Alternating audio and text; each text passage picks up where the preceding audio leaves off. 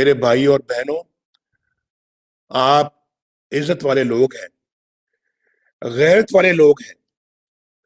بلوچ اور پختون اپنی شاندار روایات رکھتا ہے، لیکن آپ نے دیکھا کہ کراچی کے عظیم الشان جلسے سے گھبرا کر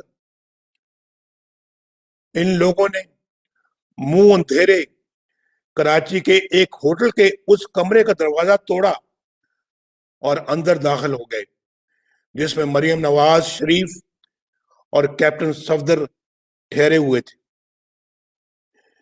کیا اب یہ لوگ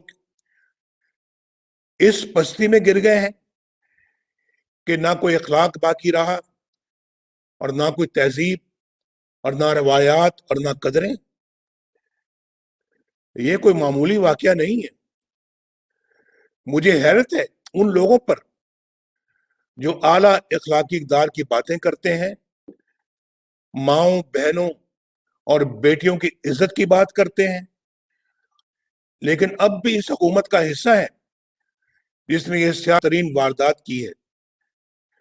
کراچی کے اس واقعے نے میری بات کو عملی طور پر ثابت کر دیا ہے کہ یہاں ریاست کے اوپر ایک اور ریاست مسلط ہو چکی ہے۔ اس غیر آئینی غیر قانونی جبر کی ریاست کی اندھی طاقت نے ریاست کو اپنے شکنجے میں جکڑ رکھا ہے۔ جب تک کہ یہ غیر قانونی شکنجہ رہے گا، میرے بھائیوں بہنوں، آپ کے حالات بہتر نہیں ہوں گے، نہیں ہو سکتے۔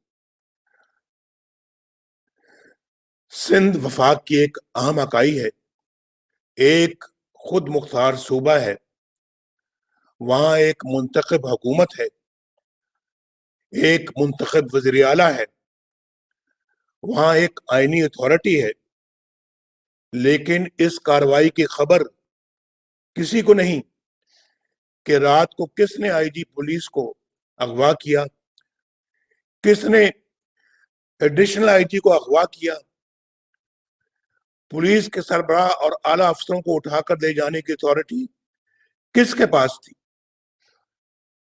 سیکٹر کمانڈر کون ہے؟ وہ کس کی طاقت سے ایف آئی آر کٹواتا ہے؟ کس کے حکم پر چادر اور چار دیواری کا تقدس پامال کیا جاتا ہے؟ کس کے حکم پر بیڈ روم کے دروازے توڑے جاتے ہیں؟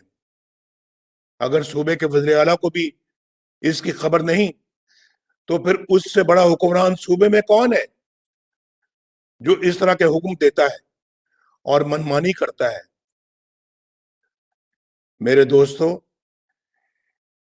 پی ڈی ایم اسی غیر آئینی حکمرانی کے خلاف اٹھی ہے، ریاست کے اوپر ریاست کی اس بیماری کے خلاف اٹھی ہے جس نے پاکستان کو اندر اور باہر سے کھوکھلا کر کے رکھ دیا ہے۔ یہ تحریک